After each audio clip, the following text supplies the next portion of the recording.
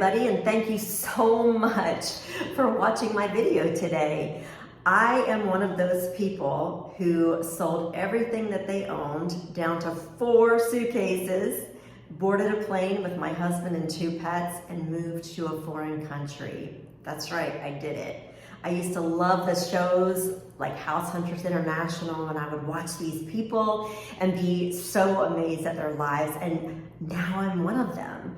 So I started thinking that maybe there are people who are interested in knowing what is it like to do that, and how did you manage it? What was your plan? How did you make that happen? Well, I'm here to tell you how I made that happen. And today we're going to talk a little bit about having a long-term plan. I think that was probably one of the things that we did best and we were the smartest about, was having a long-term plan. For us in particular, my husband and I, we had a 5-year plan. It turned out to be 4 years because we couldn't wait, but some of the things that we did really helped us be able to make it 4 years instead of 5 years.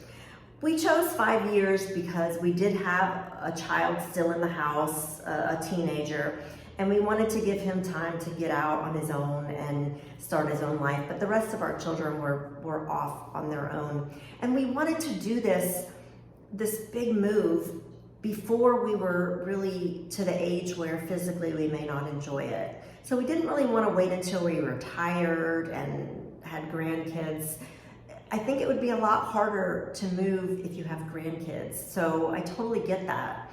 So we wanted to do it at a time in our lives when we could come and have fun and move back if we wanted to. So we came up with this 5-year plan, and it helped us for a couple of reasons. The first thing that it helped with was giving our friends and family a chance to adjust to the idea that we were moving to a foreign country. Of course, for us, moving to a foreign country was super exciting. We knew we belonged here, we had made friends here, and we just felt like it was the best place in the world, and this was home for us. And we knew it in our core. We knew that this was home for us.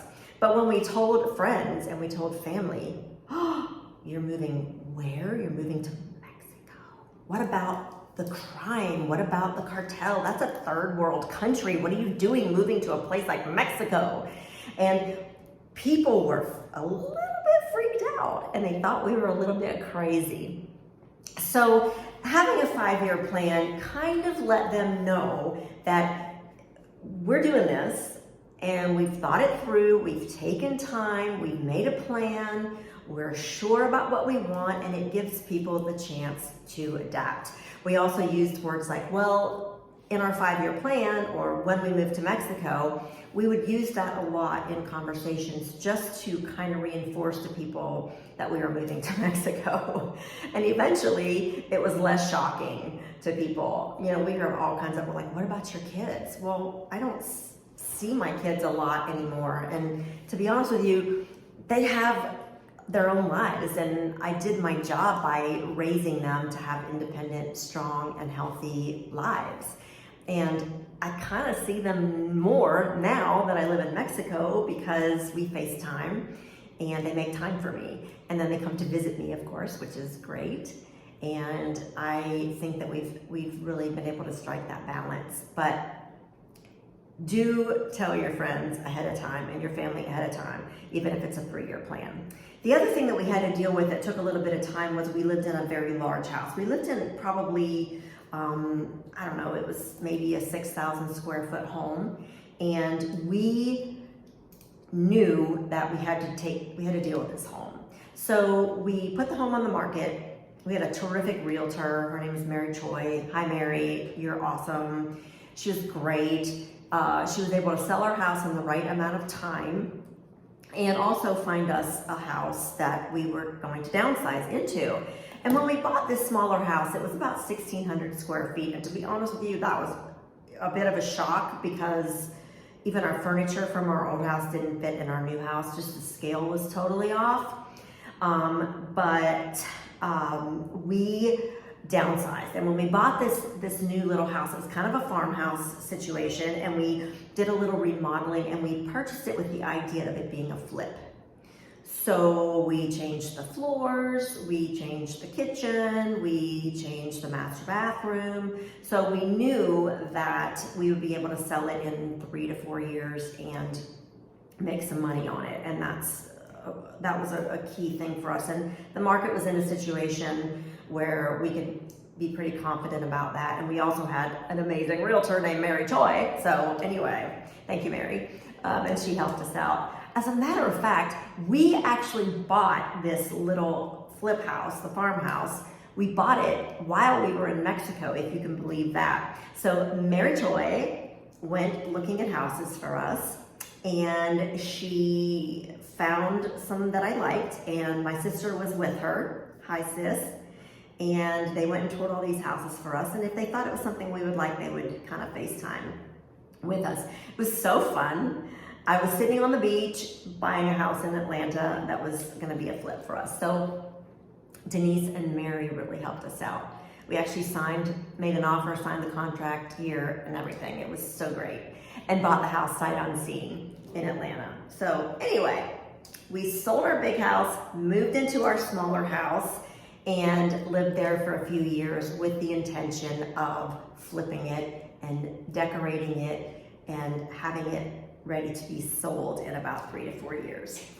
We were very lucky. We were able to sell it right on time, and the last 6 months that we lived in Atlanta, we went to an apartment. That can be a little bit challenging too, finding an apartment that is going to give you a 6-month lease or a 3-month lease. So you're gonna want to plan ahead for the lease for the 6 or 3-month apartment rental, because it's not easy to find. But we did find it, and then we stayed there for 6 months, and then the last week before we moved to Los Cabos, we stayed in a hotel with just our pets and our 4 suitcases. So I know it's so crazy, but planning ahead really helps. The other thing that planning ahead really helps is with storage units. Y'all, if I had tons of money, I would buy a storage unit building, because they do a booming business, and it's so hard to find a storage unit that's available. So you have to do that ahead of time. And we're going to talk a little bit in the next video about yard sales and how we kind of got rid of our stuff and the plan there. But the plan basically entails a little at a time, putting things that you can't live without in a storage unit. And you want to have that storage unit ahead of time if possible. So my name's Kenda. I'm just going to be chatting with you. I'm not professional. I'm not a YouTuber. I'm just a person who moved to a foreign country, and I think it's the best thing that I ever did, and I want to share with you my story. I'm open to your comments. I'm open to your questions, and I will happily do a video to answer your question. You can also reach me through any of my social media, which I will copy on the text thingy below. Please subscribe so that you can know when I post a new video. And again, I will answer your questions and happy to talk to you about making your big move. Please don't give up on your dream. It's worth it.